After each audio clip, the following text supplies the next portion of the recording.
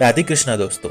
संयम कर लो, बड़े बड़े व्रत कर लो, सैकड़ों यज्ञ कर लो, खूब तपस्या कर लो, वेद पाठ पुराण पढ़ लो, बड़े बड़े नियम धारण कर लो, पर यदि हृदय में प्रेम अनुराग नहीं तो भगवत प्राप्ति असंभव है।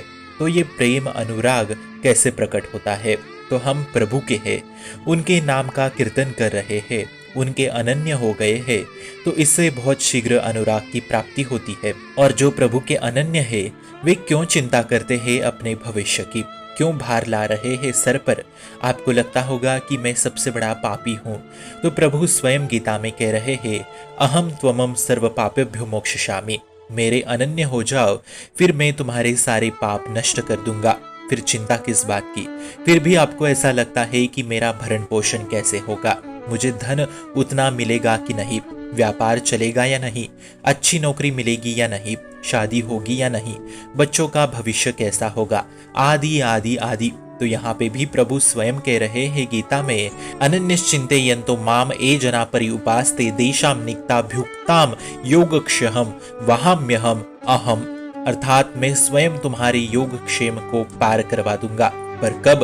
अनन्यश्चिंतयन्तो माम, जब आप निरंतर प्रभु का चिंतन करते हुए उनके अनन्य हो जाते हो, तब स्वयं अनंत ब्रह्मांड के स्वामी कह रहे हैं कि तुम्हारे योग भविष्य को मैं स्वयं पार करवा दूंगा। तो किस बात की चिंता करते हो?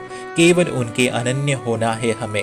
ये सब कुछ होने के बावजूद भी आपको लगता है कि आगे मेरा कल्याण होगा कि नहीं? तो यहाँ पे भी भगवान गीता में कहते हैं, माँ में भक्ता प्रणस्थिते चित्रम भवति धर्मात्मा साधुयम समोत्यम। ये सब आपको याद नहीं आ रहा, जहाँ श्री कृष्ण आश्रित होके भी आप चिंता करते हैं स्वयं के कल्याण की। इस श्लोक में वो बता नहीं रहे हैं, बल्कि वचन दे रहे हैं संपूर्ण ब्रह्मांड के सामने कि मैं मेरे भक्तों का परम कल्याण ही करता हूँ, कल्याण नहीं परम कल्याण करता हूँ। अब इतना सब जानने के बावजूद भी आपके भीतर यदि चिंता उत्पन्न हो जाती है तो आश्रय दृढ़ नहीं हो रहा है, ये जान लो। तब शरणागति पुष्ट नहीं हो रही है, ये जान लो। अब ये क्यों होता है? क्योंकि संग दोष बिगड़ा हुआ है, इसलिए अनन्यता में रंग नहीं आ रहा है। स्वामी के चरणारविंद के आश्रित होके चिंता करना ये कदापि नहीं होना चाहिए। सारा भार डाल दो अलबेली सरकार के चरणों में और उठाओ दोनों हाथ ऊपर, फिर निश्चिंत हो जाओ। अब तो जोई जोई प्यारो करी सोई मोई, भावे करे मग्न हो जाए। निरंतर प्रसन्न रहो, मेरे ठाकुर के भी ठाकुर अलबेली सरकार है और वो मेरा कभी बुरा करेगी ही नहीं। इस बात पे प्रसन्न रहो, क्यों शोक करते हो?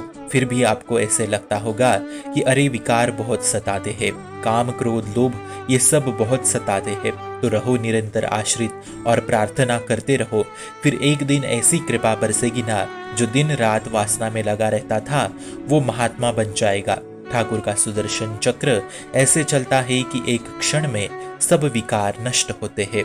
फिर भी वो इंतजार इसलिए करते हैं क्योंकि साधकों में किंचन मात्र अभिमान ना रह जाए, अहंकार ना रह जाए। पर जब अधिक साधना से अहंकार पूर्णता नष्ट हो जाता है, तब कृपा बरसेगी ही बरसेगी। आप उस मार्ग पे है जिसको पाने के लिए कितने तो बड़े बड़े महात्मा तड़प रहे हैं। इसलिए अब ना नीचे देखना है और ना पीछे देखना है, केवल युगल सरकार के चरणारविंद पे लक्ष्य रखना है। समझो, आपने चिंता कर ली तो यही सोच दुर्गति का कारण बनती है। इसलिए संसार के भोगों से सुख नहीं मिलने वाला।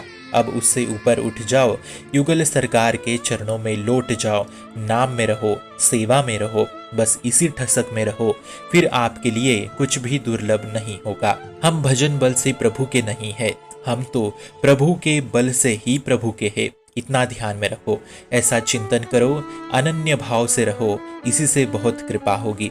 इतनी कि कृपा के भवसागर में डूब जाओगे चारों ओर से। इसलिए चिंता मत करो, संशय मत करो, कभी दुर्गति नहीं होगी आपकी, क्योंकि अब आप श्री नाथ जी के आश्रित हो। साधना से कई गुना बढ़कर है आश्रय। शुभम भवतु कल्याणमोस्तु।